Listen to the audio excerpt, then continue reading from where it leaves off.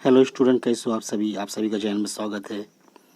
Channel में नहीं हो तो चैनल को सब्सक्राइब कर लीजिए और वीडियो को लाइक कर दीजिए। तो आज के वीडियो में हम बात करेंगे क्लास 10 का सोशल साइंस का विषय जो है जियोग्राफी यानी भूगोल। तो ये भूगोल का 7वां चैप्टर है राष्ट्रीय अर्थव्यवस्था की जीवन रेखाएं। यहाँ से सवाल पूछे जाते हैं, जैसे कॉम्पिटिटिव एग्ज़ाम में पूछे जाते हैं, जैसे UPSC, IAS, state civil service में भी यहाँ से सवाल पूछे जाते हैं। और ये एनसीईआरटी बुक उन लोगों के लिए जो कॉम्पिटिशन तैयारी कर रहे हैं, आईएएस की तैयारी कर रहे हैं, उन लोगों के लिए बहुत ज़रूरी है।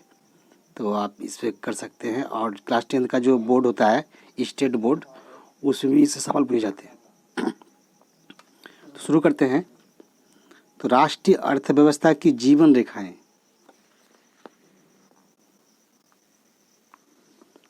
राष्ट्रीय अर्थव्यवस्था की जीवन रेखाएं क्या है? सबसे पहले शुरू करेंगे, यहाँ पर देख सकते हैं।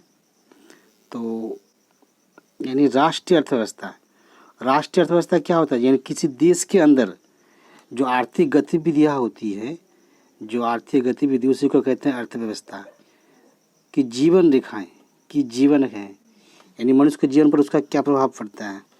तो शुरू करते सबसे पहले, हम अपने प्रतिदिन के जीवन में विभिन्न सामग्रियों एवं सेवाओं का प्रयोग करते हैं। इनमें से कुछ हमारे आसपास उपलब्ध होती है, जबकि कुछ अन्य चीज़ों की ज़रूरत दूसरे स्थानों से लाकर पूरी की जाती हैं। वस्तुएं तथा सेवाएं मांग स्थल से आपूर्ति स्थल पर अपने आप नहीं पहुंच जाती। वस्तु तथा सेवाओं के आपूर्ति स्थानों से मांग स्थानों तक ले जाने हेतु परिवहन की आवश्यकता होती है। कुछ व्यक्ति इसको उपलब्ध करवाने में संलग्न हैं। जो व्यक्ति उत्पाद को परिवहन द्वारा उपभोक्ताओं तक पहुंचाते हैं, उन्हें व्यापारी कहा जाता है। अतः एक देश के विकास की गति वस्तु तथा सेवाओं के उत्पादन के साथ उनके एक स्थान से दूसरा स्थान तक वहन की सुविधा पर भी निर्भर करना पड़ता है। इसलिए सक्षम परिवहन के साधन तीव्र विकास हेतु पूर्व अपेक्षित हैं। वस्तुओं तथा सेवाओं का लाना ले जाना पृथ्वी के 3 महत्वपूर्ण क्षेत्रों पर किया जाता है: स्थल, जल, आप देख सकते हैं यहाँ पर, स्थल, जल तथा वायु। ये तीनों मार्ग है, स्थल मार्ग, जल मार्ग, वायु मार्ग। तथा इन्हीं के आधार पर परिवहन को स्थल, जल व वायु परिवहन में वर्गीकृत किया जा सकता है।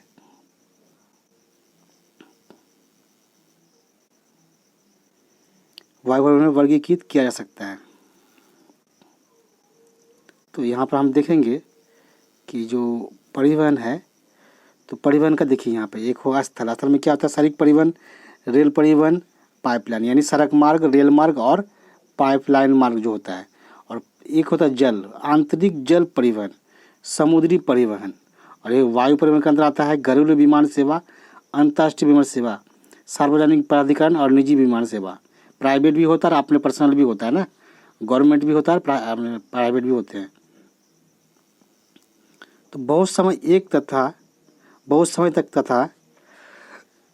तक व्यापार तथा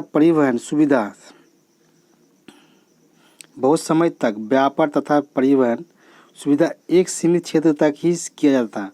विज्ञान तथा प्रौद्योगिकी के विकास के साथ व्यापार व परिवहन के प्रभाव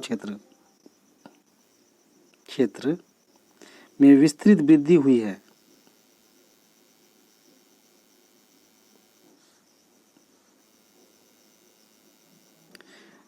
है।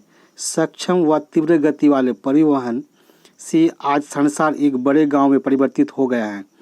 परिवहन का यह विकास संचार साधनों के विकास की सहायता से ही संभव हो सका है। इसलिए परिवहन, संचार व व्यापार एक दूसरे के पूरक हैं। आज भारत अपने विशाल आकार, विविधताओं, भाषाएं तथा सामाजिक व सांस्कृतिक बहुलताओं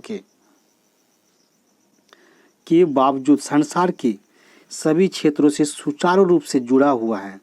रेल, वायु एवं जल परिवहन, समाचार पत्र, रेडियो, दूरदर्शन, सिनेमा तथा इंटरनेट आदि इसके सामाजिक आर्थिक विकास में अनेक प्रकार से सहायक हैं। स्थानिक, अंतर्राष्ट्रीय स्तरीय, जो स्थानीय होता है, लोकल होता है, अंतर्राष्ट्रीय स्तरीय व्यापार ने अर्थव्यवस्था को जीवन शक्ति दी है।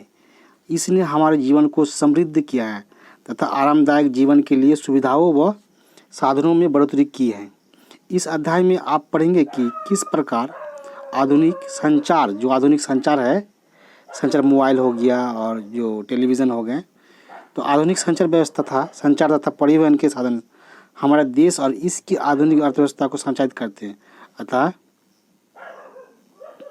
स्पष्ट है कि सघन व सक्षम परिवहन का जाल तथा संचार के साधन आज विश्व, राष्ट्र, स्थानीय व्यापार हेतु पूर्व अपेक्षित हैं। परिवहन।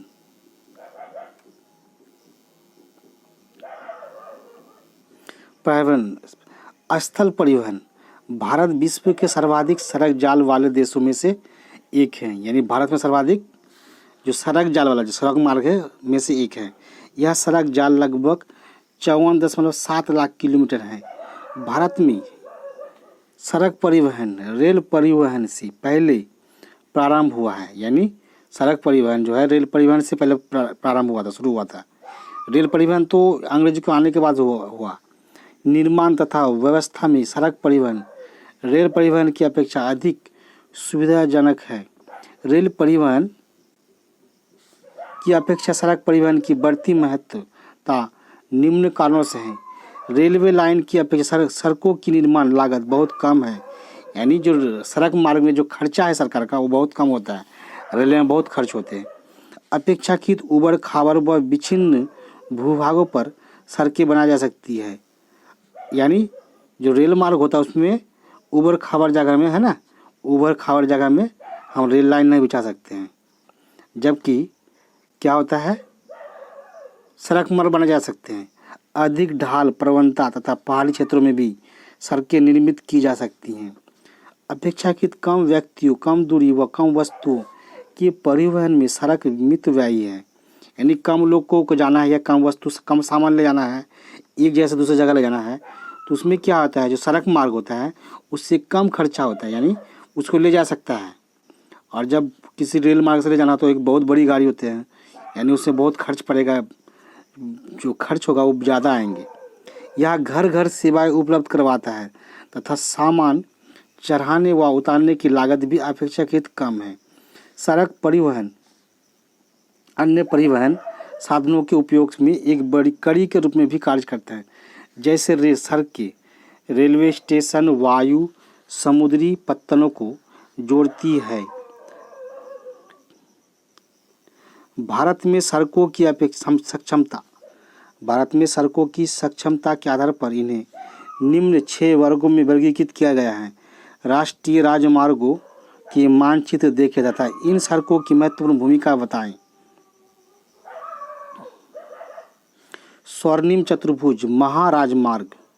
भारत सरकार ने दिल्ली, कोलकाता, चेन्नई, मुंबई व दिल्ली को जोड़ने वाले 6 लेन वाले महाराजमार्गों की सड़क परियोजना प्रारंभ की है।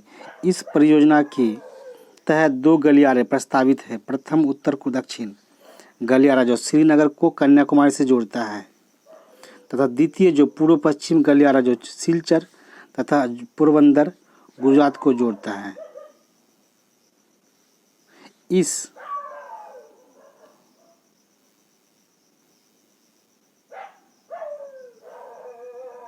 महाराजमार्ग का प्रमुख उद्देश्य भारत के मेगा सिटी के मध्य की दूरी व परिवहन समय को न्यूनतम करना है।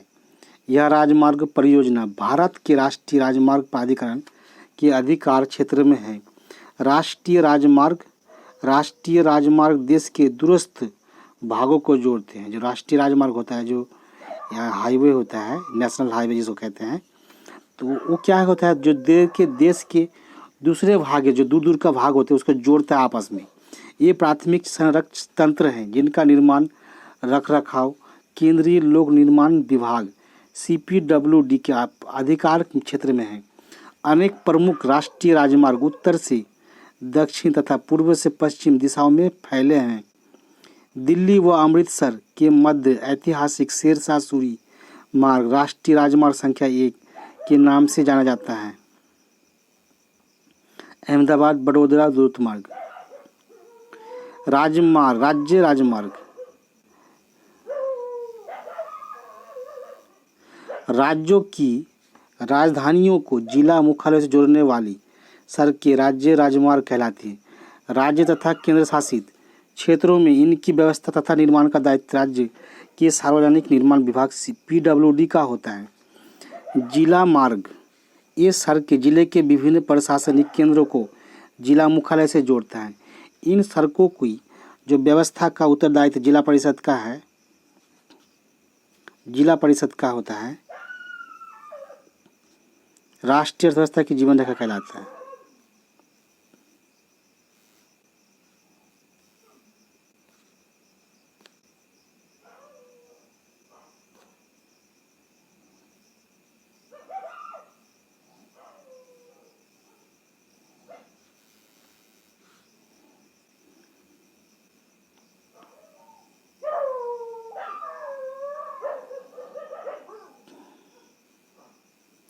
यहाँ पर आप मैप में देख सकते हैं, जो राष्ट्रीय राजमार्ग है स्वर्णिम चतुर्भुज इसको कहा जाता है, इसको यहाँ पर दिखाया गया है। अन्य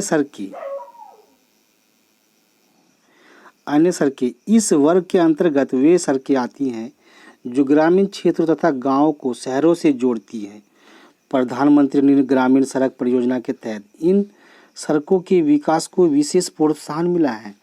इस परियोजना के कुछ विशेष प्रावधान है, जिसमें देश के प्रत्येक गांव को प्रमुख शहरों से पक्की सड़कों वे सड़कें जिन पर वर्ष भर वाहन चल सके द्वारा जोड़ना प्रस्तावित है। सीमांत सड़कें, उपरोक्त सड़कों के अतिरिक्त भारत सरकार प्राधिकरण के अधीन सीमा सड़क संगठन है, जो देश के सीमांत क्षेत्रों में सड़कों का निर्माण व उनकी देख रेख करता है। जो बॉर्डर होते हैं ना, सीमांत क्षेत्र, जो वहाँ पे सड़क जो बने होते हैं उसी को कहा जाता है सीमांत क्षेत्र का सड़कों निर्माण व उनकी देख रेख करता है। यह संगठन 1960 में बनाया गया, जिसका कार्य उत्तर तथा उत्तरी पूर्वी क्षेत्रों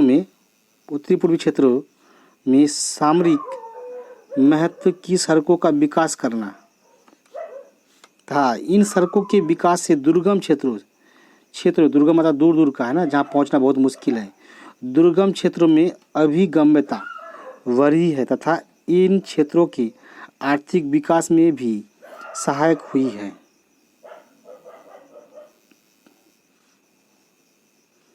सड़क निर्माण में प्रयुक्त पदार्थ के आधार पर भी सड़कों को कच्ची व पक्की सड़कों में वर्गीकृत किया जाता है। पक्की सड़कें सीमेंट, कंक्रीट व तारकोल द्वारा निर्मित होती हैं, अतः ये 12मासी सड़कें हैं। कच्ची सड़कें वर्षा ऋतु में अनुपयोगी हो जाती है।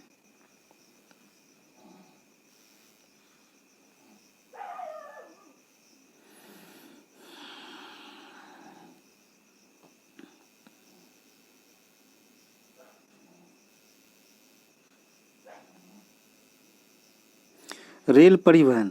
भारत में रेल परिवहन वस्तुओं तथा यात्रियों को परिवहन का प्रमुख साधन है। रेल परिवहन अनेक कार्यों में सहायक है, जैसे व्यापार, भ्रमण, तीर्थ यात्राएं व लंबी दूरी तक सामान का परिवहन आदि। एक प्रमुख परिवहन के साधन के अतिरिक्त पिछले 150 वर्षों से भी अधिक समय से भारतीय रेल एक महत्वपूर्ण समन्वयक के रूप में भी जानी जाती है। भारतीय रेलवे देश की अर्थव्यवस्था, उद्योगों व कृषि के तीव्र गति से विकास के लिए उत्तरदायी है। भारतीय रेल परिवहन देश का सर्वाधिक बड़ा सार्वजनिक क्षेत्र का प्राधिकरण है। देश की पहली रेलगाड़ी 1853 में मुंबई और ठाणे के बीच में के मध्य चलाई गई, जो 34 किलोमीटर की दूरी तय करती है। भारतीय रेल परिवहन को 16 रेल प्रखंडों में पुनः संकलित किया गया है। वर्तमान रेल प्रखंड व उनके मुख्यालय बताए। भारत के मानचित्र पर रेल प्रखंडों के मुख्यालय को प्रदर्शित कर एक सवाल बनता है, क्रियाकलाप। देश में रेल परिवहन के वितरण को प्रभावित करने वाले कारकों में भू आकृतिक, आर्थिक व प्रशासकीय कारक प्रमुख हैं। उत्तरीय मैदान अपनी विस्तृत समतल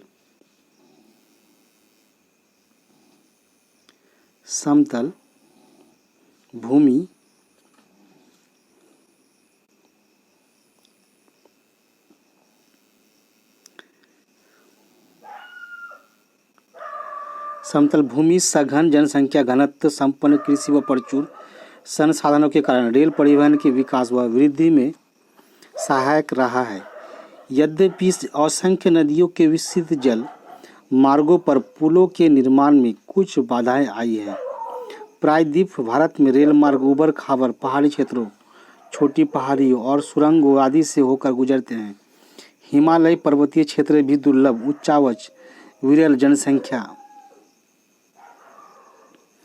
जनसंख्या तथा आर्थिक अवसरों की कमी के कारण रेलवे लाइन के निर्माण में प्रतिकूल परिस्थितियां उत्पन्न करता है। इसी प्रकार पश्चिमी राजस्थान, गुजरात के दलदली भाग, मध्य प्रदेश के वन क्षेत्र, छत्तीसगढ़, उड़ीसा व झारखंड में रेल लाइन निर्माण करना कठिन है। सह्याद्री तथा उससे सन्निध क्षेत्र को भी घाट या दर्रों के द्वारा ही पार कर पाना संभव है। कुछ वर्ष पहले भारत के महत्वपूर्ण आर्थिक क्षेत्र में पश्चिमी तट के साथ कोंकण रेलवे के विकास ने यात्री व वस्तुओं के आवागमन को सुविधाजनक बनाया है। यद्यपि यहाँ असंख्य समस्याएं भी हैं, जैसे भूस्खलन तथा किसी भाग में रेलवे ट्रैक का धंसना आदि। आज राष्ट्रीय अर्थव्यवस्था में परिवहन के अन्य सभी साधनों की अपेक्षा रेल परिवहन प्रमुख हो गया है। यद्यपि रेल परिवहन समस्याओं से मुक्त नहीं है। बहुत से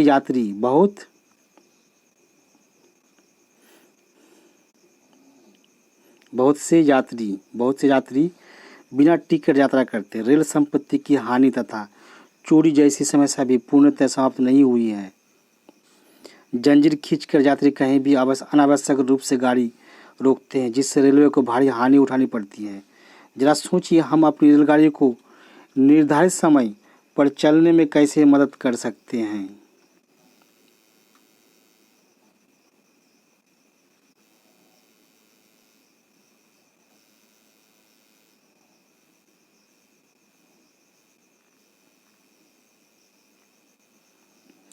भारत के परिवहन मानचित्र पर पाइपलाइन एक नया परिवहन का साधन है। पहले पाइपलाइन का उपयोग शहरों व उद्योगों में पानी पहुंचाने हेतु होता था। आज इसका प्रयोग कच्चा तेल, पेट्रोल उत्पाद तथा तेल से प्राप्त प्राकृतिक तथा गैस क्षेत्र से उपलब्ध गैस शोधनशालाओं, उर्वरक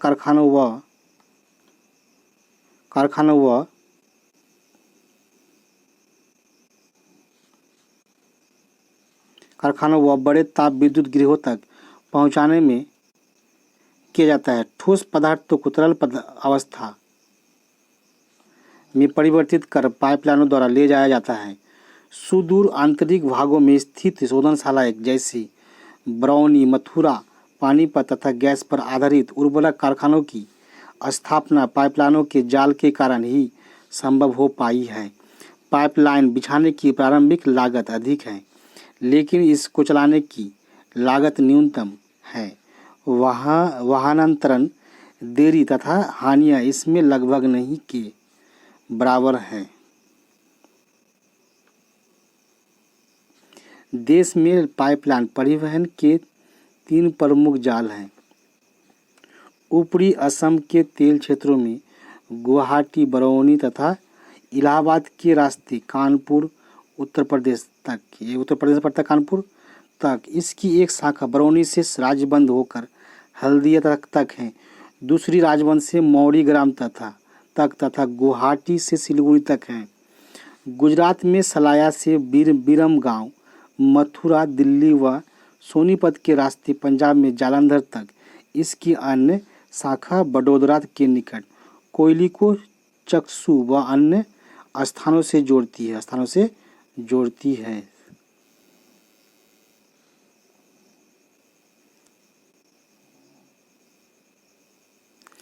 यहाँ पर एक सवाल दिया गया, क्या आप जानते हैं गैस पाइपलाइन गुजरात में हजीरा को उत्तर प्रदेश में जगदीशपुरी से मिलाती है।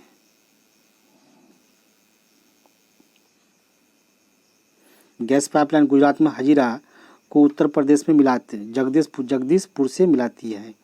यह मध्य प्रदेश के विजयपुर के रास्ते होकर जाती है। इसकी शाखा राजस्थान में कोटा तथा उत्तर प्रदेश के शाहजहांपुर, बरबराला व अन्य स्थानों पर हैं। जल परिवहन भारत के लोग प्राचीन काल से समुद्री यात्राएं करते रहे हैं। इसके नाविकों ने दूर तथा पास के क्षेत्रों में भारतीय संस्कृति व व्यापार को फैलाया है। जल परिवहन का सबसे सस्ता साधन है। यह भारी व स्थूलकाय वस्तुएं ढोने में अनुकूल है। यह परिवहन साधनों में ऊर्जा सक्षम तथा पर्यावरण अनुकूल है। भारत में अंतरस्थलीय नौ संचालन जलमार्ग 14,500 किलोमीटर लंबा है। इसमें केवल 5,685 किलोमीटर मार्ग ही मशीनीकृत नौकाओं द्वारा तय किया जाता है।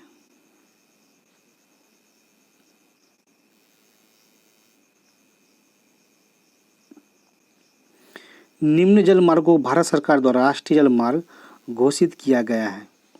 हल्दिया तथा इलाहाबाद के मध्य गंगा जल मार्ग जो 1620 किलोमीटर लंबा है।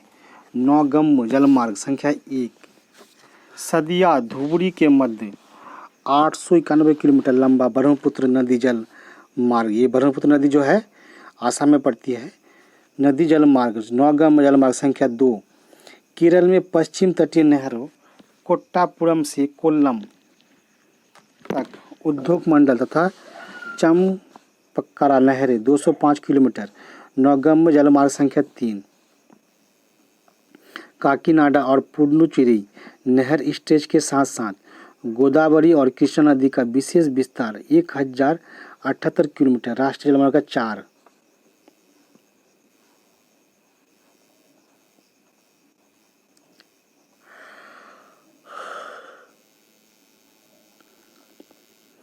मातई नदी महानदी के डेल्टा चैनल ब्राह्मणी नदी और पूर्वी तटीय नहर के साथ ब्राह्मणी नदी का विशेष विस्तार 588 किलोमीटर। राष्ट्रीय जलमार्ग 5 कुछ अन्य अंतर जलमार्ग भी हैं जिन पर परिवहन होता है। इसमें मांडवी जुआरी और कंबर जुआ, सुंदरबन, बड़ा केरल का पसजल। इन सब के अतिरिक्त विदेशी व्यापार भारतीय तट पर स्थित पत्तनों द्वारा किया जाता है। देश का 95% व्यापार मुद्रा रूप में 68% समुद्रों द्वारा ही होता है। प्रमुख समुद्री पत्तन भारत की 7,516.6 किलोमीटर लंबी समुद्री तट रेखा के साथ 12 प्रमुख तथा 200 मध्यम व छोटे पत्तन हैं। ये प्रमुख पत्तन देश का 95% विदेशी व्यापार संचालित करते हैं। स्वतंत्रता प्राप्ति के कक्ष में कांडला पत्तन पहले पत्तन के रूप में विकसित किया गया। ऐसा देश विभाजन से कराची पत्तन की कमी को पूरा करने तथा मुंबई से होने वाले व्यापारिक दबाव को कम करने के लिए था। कांडला जिसे दीनदयाल पत्तन के नाम से भी जाना जाता है, यह एक ज्वारीय पत्तन है। यह जम्मू कश्मीर, हिमाचल प्रदेश, पंजाब, हरियाणा, राजस्थान व गुजरात की औद्योगिक तथा खाद्यान्नों के आयात निर्यात को संचालित करता है। मुंबई बृहत्तम पत्तन है जिसकी प्राकृतिक खुले विस्तृत व सुचारू पोताश्रय है। मुंबई पत्तन के अधिक परिवहन को ध्यान में रखकर इसके सामने जवाहरलाल नेहरू पत्तन विकसित किया गया है जो इस पूरे क्षेत्र को एक समूह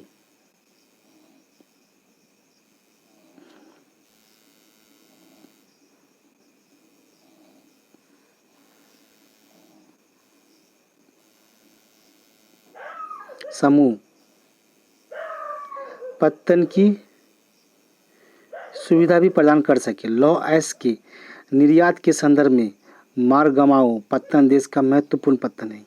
यहाँ से देश की कुल निर्यात का आधा यानी 50% लौह अयस्क निर्यात किया जाता है।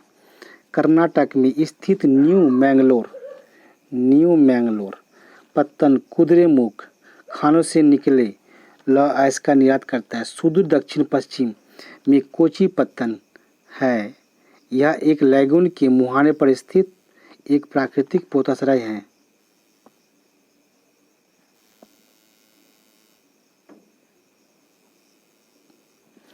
पूर्वी तट के साथ तमिलनाडु में दक्षिण पूर्वी छोर पर तूतीकोरिन पत्तन है।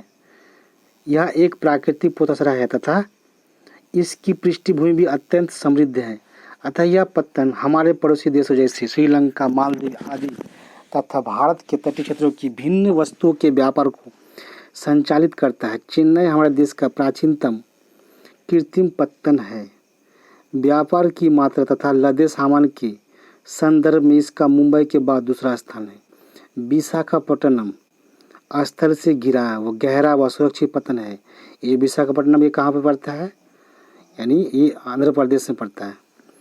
गहरा व सुरक्षित पत्तन है। प्रारंभ में यह पत्तन लौह अयस्क निर्यातक के रूप में विकसित किया गया था। उड़ीसा में स्थित पारादीप पत्तन विशेषतः लौह अयस्क का निर्यात करता है। कोलकाता एक अंत स्थलीय नदीय पत्तन है। यह पत्तन गंगा ब्रह्मपुत्र बेसिन के वृत्त व समृद्ध पृष्ठभूमि को सेवाएं प्रदान करता है। ज्वारीय पत्तन होने के कारण तथा हुगली के तलछट जमाव से इसे नियमित रूप से साफ करना पड़ता है। कोलकाता पत्तन पर बढ़ते व्यापार को कम करने हेतु हल्दिया सहायक पत्तन के रूप में विकसित किया गया है।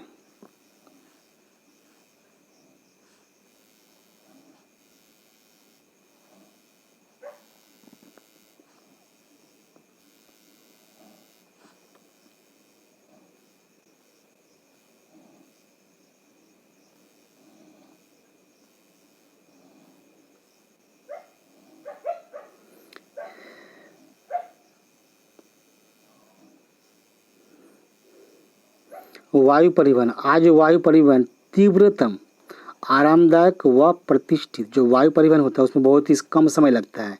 यानी यात्रा करने में, सफ़र करने में एक जगह से दूसरी जगह जहाँ 3 दिन 4 दिन लगता था रेल लाइन से जाने पहुँचने में, वहाँ हम 5 से 6 घंटे पहुँच जाते हैं वायु मार्ग के द्वारा, यानी प्लेन के द्वारा।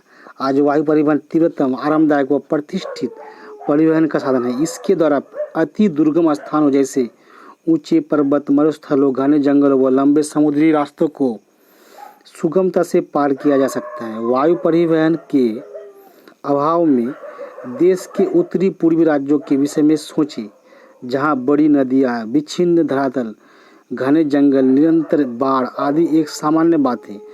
हवाई यात्रा ने इसे अधिक अभिगम बना दिया है। उत्तर पूर्वी राज्यों में वायु परिवहन अधिक महत्वपूर्ण क्यों है? उत्तर पूर्वी मतलब कौन सा होता है? उत्तर पूर्व जैसे हो गया उत्तर पूर्व हो गया, जैसे असम हो गया, मेघालय हो गया,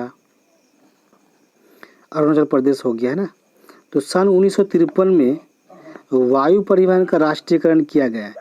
एयर इंडिया घरेलू और अंतर्राष्ट्रीय वायु सेवाएं भी प्रदान करती है।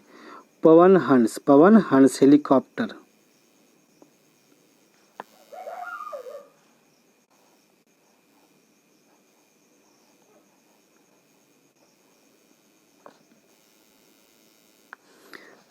लिमिटेड तेल व प्राकृतिक गैस आयोग को इसकी अपतटीय संक्रियाओं में तथा अगम्य व दुर्लभ भूभागों जैसे उत्तरी पूर्वी राज्यों तथा जम्मू कश्मीर, हिमाचल प्रदेश, उत्तराखंड के आंतरिक क्षेत्रों में हेलीकॉप्टर सेवाएं उपलब्ध करवाता है।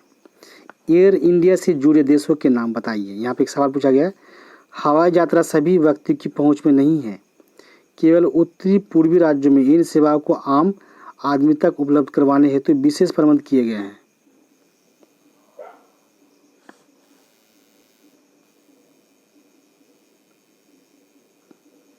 संचार सेवाएं। जब से मानव पृथ्वी पर आवृत हुआ है उसने विभिन्न संचार माध्यमों का प्रयोग किया है, लेकिन आधुनिक समय में बदलाव की गति तीव्र है। संदेश प्राप्तकर्ता या संदेश भेजने वाले गति विहीन रहते हुए भी लंबी दूरी का संचार बहुत आसान है। निजी दूरसंचार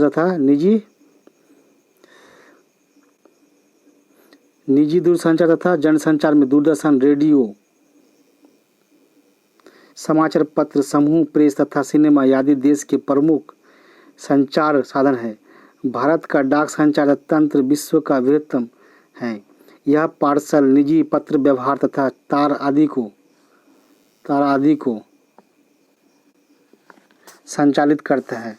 कार्ड व लिफाफाबंद चिट्ठी पहली श्रेणी की डाक समझी जाती है तथा विभिन्न स्थानों पर वायुयान द्वारा पहुंचाए जाते हैं। द्वितीय श्रेणी की डाक में रजिस्टर्ड पैकेट, किताबें, अखबार तथा मैगजीन शामिल हैं।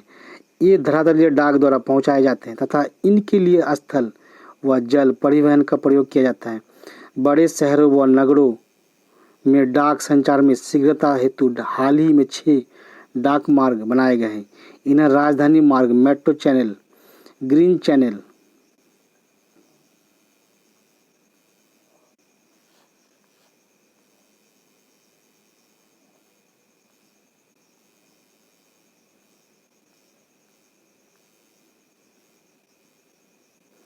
व्यापार चैनल, भारी चैनल तथा दस्तावेज चैनल के नाम से जाना जाता है। दूरसंचार तंत्र में भारत एशिया महाद्वीप में अग्रणी है। नगरीय क्षेत्रों के अतिरिक्त भारत के 2/3 से अधिक गांव एसटीडी दूरभाष सेवा से जुड़े हैं। सूचनाओं के प्रसार को आधार स्तर से उच्च स्तर तक समृद्ध करने हेतु भारत सरकार ने देश के प्रत्येक गांव में 24 घंटे एसटीडी सुविधा के विशेष प्रबंध किए हैं। पूरे देश भर में एसटीडी की दरों को भी नियमित किया है। यह सब सूचना संचार व अंतरिक्ष प्रौद्योगिकी के समन्वित विकास से ही संभव हो पाया है। जनसंचार मानव को मनोरंजन के साथ बहुत सी राष्ट्रीय कार्यक्रमों व नीतियों के विषय में जागरूक करता है। इसमें रेडियो, दूरदर्शन, समाचार पत्र, पत्रिकाएं, किताबें तथा चलचित्र सम्मिलित हैं।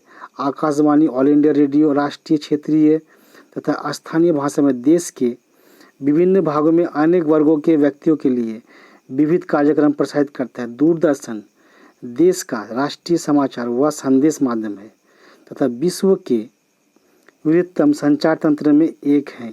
यह विभिन्न आयु वर्ग के व्यक्तियों हेतु मनोरंजक, ज्ञानवर्धक व खेल जगत संबंधी कार्यक्रम प्रसारित करता है। भारत में वर्ष भर अनेक समाचार पत्र तथा सामयिक पत्रिकाएं प्रकाशित की जाती हैं। ये पत्रिकाएं सामयिक होने के नाते जैसे मासिक, साप्ताहिक आदि कई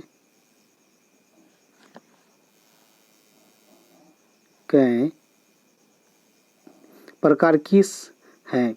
समाचार पत्र लगभग 100 भाषाओं में समाचार पत्र लगभग 100 भाषाओं तथा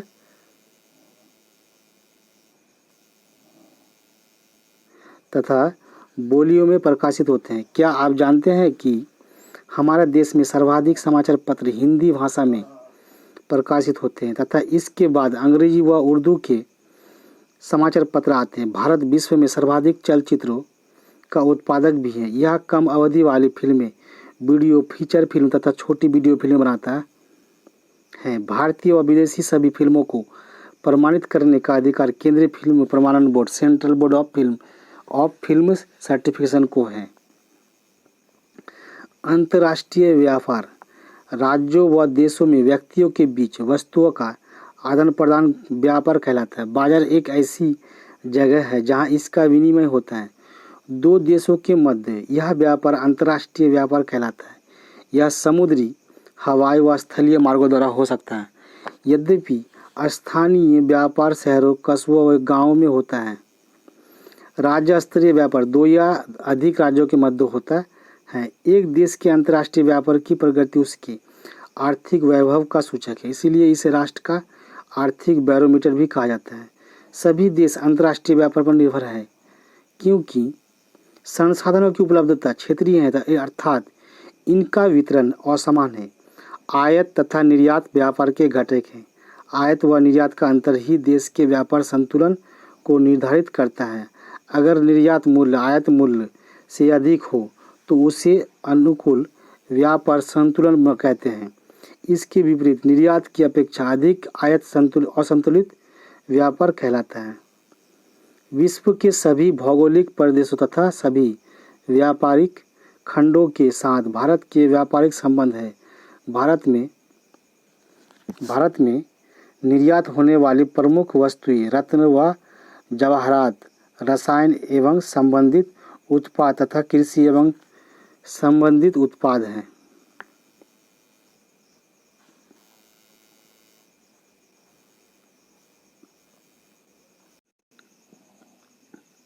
भारत में आयातित वस्तुओं में कच्चा पेट्रोलियम तथा उत्पाद, रत्न व जवाहरात, आधार धातुएं, मशीनें, कृषि व अन्य उत्पाद शामिल हैं। भारत अंतर्राष्ट्रीय स्तर पर एक सॉफ्टवेयर महाशक्ति के रूप में उभरा है तथा सूचना प्रौद्योगिकी के माध्यम से अत्यधिक विदेशी मुद्रा अर्जित कर रहा है। पर्यटन, तो भारत में क्या है, पर्यटन एक व्यापार के रूप में पिछले 3 दशकों में भारत में पर्यटन उद्योगों में महत्वपूर्ण वृद्धि हुई है। 150 लाख यानी 150 लाख से अधिक व्यक्ति पर्यटन उद्योग में प्रत्यक्ष रूप से संलग्न है। पर्यटन राष्ट्रीय एकता को प्रोत्साहित करता है तथा स्थानीय हस्तकला व सांस्कृतिक उद्यमों को प्रश्रय देता है। अंतर्राष्ट्रीय स्तर पर यह हमें संस्कृति तथा विरासत की समझ विकसित करने में सहायक है। विदेशी पर्यटक भारत में विरासत पर्यटन, पहाड़ी पर्यटन, रोमांचकारी पर्यटन, सांस्कृतिक पर्यटन, चिकित्सा पर्यटन तथा व्यापारिक पर्यटन के लिए आते हैं। देश के विभिन्न भागों में पर्यटन की अपार संभावनाएं हैं। पर्यटन उद्योग के विकास हेतु विभिन्न प्रकार के पर्यटन को बढ़ावा देने के प्रयास किए जा रहे हैं। यहाँ एक क्रियाकलाप दिया, भारत के मानचित्र पर अपने राज्य केंद्र शासित प्रदेश में स्थित प्रमुख स्थल को प्रदर्शित करें तथा इसका देश के अन्य भागों से रेल, सड़क, वायुमार्ग द्वारा संपर्क भी दिखाने। ये सवाल है ना, क्रियाकलाप एक्टिविटीज है, करना है।